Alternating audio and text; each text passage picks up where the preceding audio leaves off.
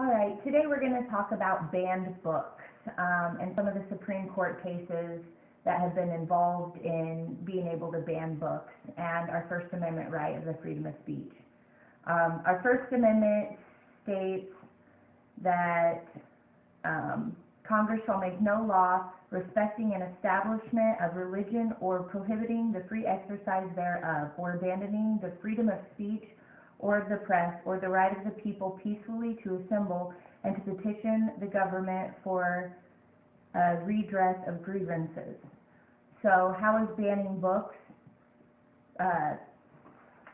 messing with our freedoms of speech? We have the freedom to write what we want and for what we want to be published, so we should have the freedom to be able to write what we want and read what we want. When I was doing some research for this and looking into the topic, a lot of the books on the banned book list are books that I've read. Even some of them were requirements when I was in high school, so I was surprised to see them on there. One of the big cases that deals with the ban of books and stuff was the Board of Education versus PICO in 1982.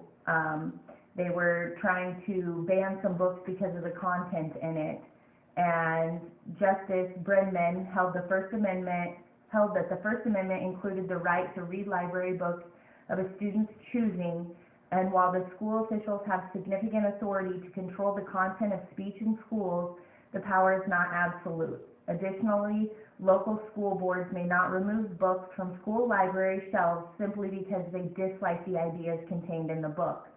And that was on nwsidebar.org. It is some lawyers and legal people from Washington that have that site. And as I was reading about that, I thought, who decides what's appropriate and what's not? In my household, I'll read a book before my kids read it because they're younger. And as their parent, I have that right.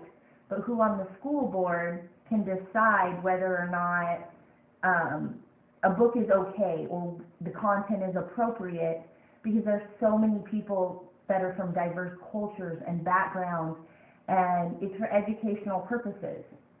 A school can decide not to put books in the school library based upon what's in the book, but once the books are in the library, it's a lot longer process to get them taken out. You have to go to court, you have to deal with a lot of the First Amendment things to pull those out, and you have to prove why you feel that it is inappropriate.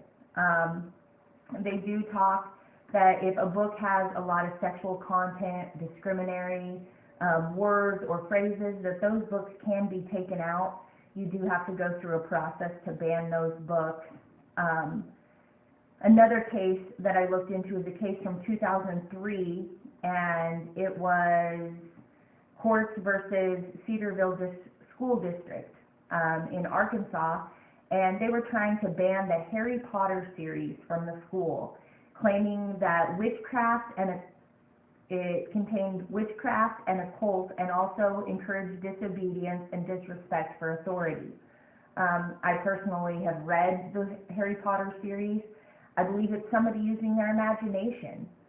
If our kids take it that far, what is it that we're teaching our kids that make them think that that stuff is okay, or are we teaching them that it's wrong to have their imagination?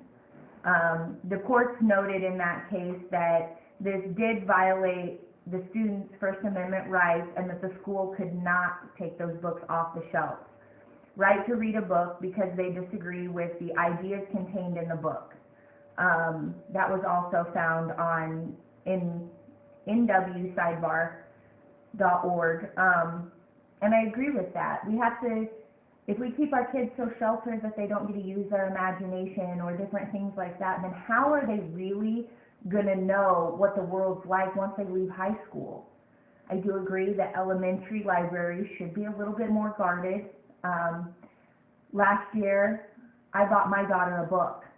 All I did was look up on the school website that the book was her reading level, and was excited that she was going to start reading a bigger book, and 2 days later got called into her teacher's office because of some of the content in the book.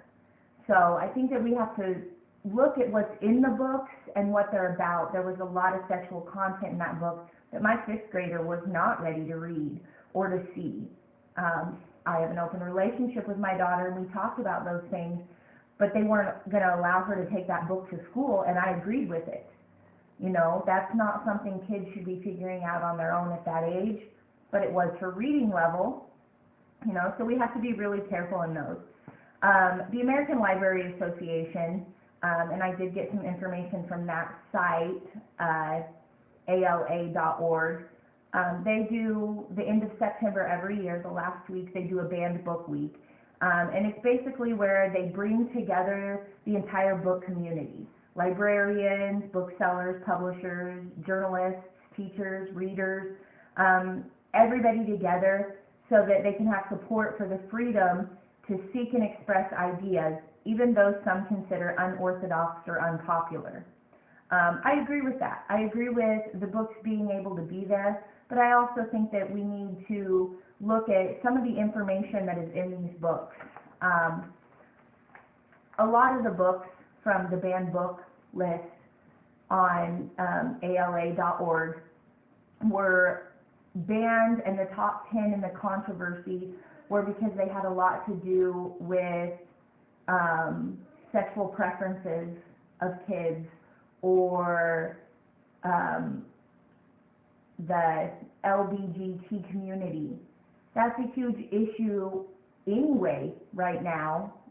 That's a controversy, but who are we to say that maybe some of those kids don't need to read that stuff to figure out where they're at or feel like they're not alone?